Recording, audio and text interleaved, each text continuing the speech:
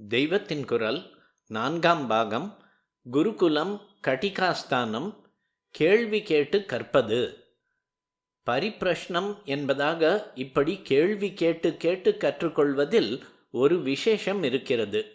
உபனிஷத்தில் இப்படித்தான் கேள்வி கேட்டு கேட்டு சமாச்சாரங்களை கறந்து கொள்வதாக பல இடங்களில் வருகிறது. கீதையில் அர்ஜுனன் குறுக்கே குறுக்கே எத்தனை குவெஸ்சன் பண்ணுகிறான். சிஷ்யன் கவனமாக குரு உபதேசத்தை கேட்டுக்கொண்டிருக்கிறான் என்பதற்கு இந்த குறுக்கு கேள்வி பெரிய சாட்சி. லெக்சர் என்று முழுக்க ப்ரிப்பேர் பண்ணி கொண்டு போய் அதை ஒப்பித்து விட்டு வந்துவிடலாம் என்று ஒரு ப்ரொஃபஸர் இருக்கிற வரையில் அவர் சப்ஜெக்டை சாங்கோபாங்கமாக பார்க்க வேண்டிய கட்டாயம் இல்லை. தம்முடைய அபூர்ண ஞானத்தை கொண்டே எல்லாம் தெரிந்த மாதிரி லெக்சர் கட்டி ஏமாற்றிவிட முடியும். பரிப்பிரஷ்னம் என்று நடுநடுவே தோண்டி தோண்டி கேள்வி கேட்குமாறு மாணவனை விடும்போதுதான் லெக்சரரும் சப்ஜெக்டை பூர்ணமாக பார்த்து புரிந்து கொள்ள வேண்டியதாகும். அவர் மிஸ் பண்ணிவிட்ட விஷயம் ஏதாவது இருந்தால் அது சிஷ்யனின் பரிப்பிரஷ்னத்தில் வெளிப்பட்டுவிடும். அவர் அதற்கு மேலே அதற்கான புஸ்தகங்களை பார்க்க இடம் ஏற்படும். குரு சிஷ்யாள் 2 பேருமே விஷயங்களை நன்றாக தெரிந்து கொள்ள பரிப்பிரஷ்னம் பெரிய தூண்டுகோல். வாத்தியார் ஸ்டூடெண்ட்டை கேட்கிறார் போலவே இவனும் அவரை கேட்கணும்.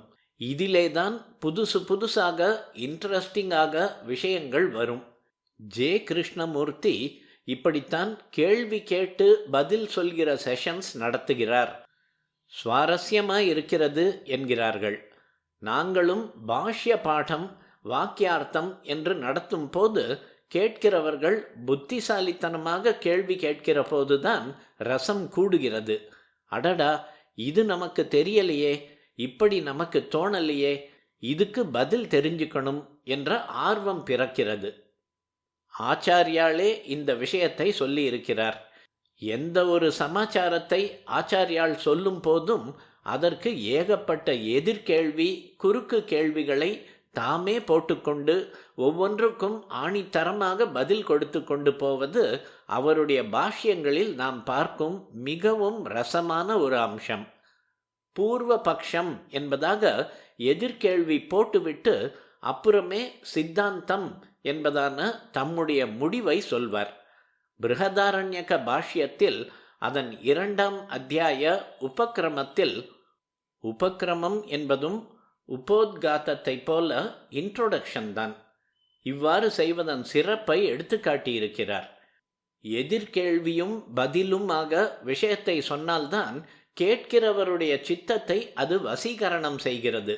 இப்படி இல்லாமல் தர்க்க சாஸ்திரத்தை போல சுருக்கமான வாக்கியங்களில் ரொம்ப அர்த்த புஷ்டியாக சொன்னால் சூக்ஷ்மமான உண்மைகளை புரிந்து கொள்வது சிரமமாக இருக்கும் என்கிறார்.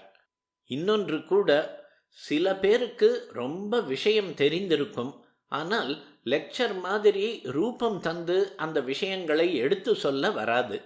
கேள்வியாக கேட்டுக்கொண்டு போனால் நன்றாக பதில் சொல்லி கொண்டு போவார்கள். இப்படியே முழு சமாச்சாரத்தையும் அவரிடம் இருந்து கறந்து கொண்டு விடலாம். மாலை கண்டான் சோமசுந்தர ஆச்சாரி என்று ஒரு ஸ்தபதி. அவருக்கு எழுத படிக்கவோ பிரசங்கம் பண்ணவோ தெரியாது. ஆனால் இரத நிர்மாணத்தில் தேர் கட்டுவதில் சகல விஷயமும் தெரிந்தவர் மட்டும் இல்லை, அவரே 20-25 க்ஷேத்திரங்களில் ரதங்கள் நிர்மாணித்து கொடுத்து பெயர் வாங்கியவர். ஆனாலும் பேச வராது. இளையாத்தங்குடி சதஸுக்கு அவர் வந்திருந்தார். குறிப்பு: 1962 ஆகமம் ஷில்பம் ஆகியன குறித்து ஸ்ரீசரணர்கள் இளையாற்றங்குடியில் மிகப்பெரிய அளவில் சதஸ் நடத்தினார்கள்.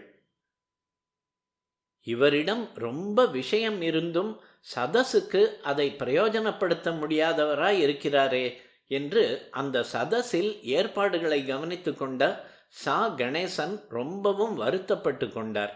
அப்போது இந்த பரிப்பிரஷ்ன யுக்தி தான் எனக்கு பளிச்சென்று தோன்றிற்று.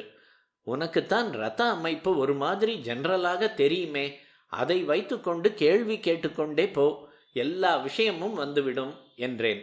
அதே மாதிரி அவரும் ரொம்ப புத்திசாலித்தனமாக கேள்வி கேட்டுக்கொண்டே போனார். ஆச்சாரியும் ரொம்ப நன்றாக ஆன்சர் பண்ணி கொண்டு வந்தார். ஒரு அழகான ரதம் நிர்மாணமாகிற மாதிரியே அதன் நிர்மாணத்தை பற்றிய விஷயங்களும் நிர்மாணமாயிற்று. சதசிலேயே ரொம்ப விஷயம் உள்ளதாகவும் ரசமாகவும் இருந்த ஐட்டங்களில் அது ஒன்று என்று எல்லாரும் கொண்டாடி சொன்னார்கள். ஆச்சாரிக்கு தங்கத்தோடா போட்டு ரத சக்கரவர்த்தி என்றே பட்டம் கொடுத்தது.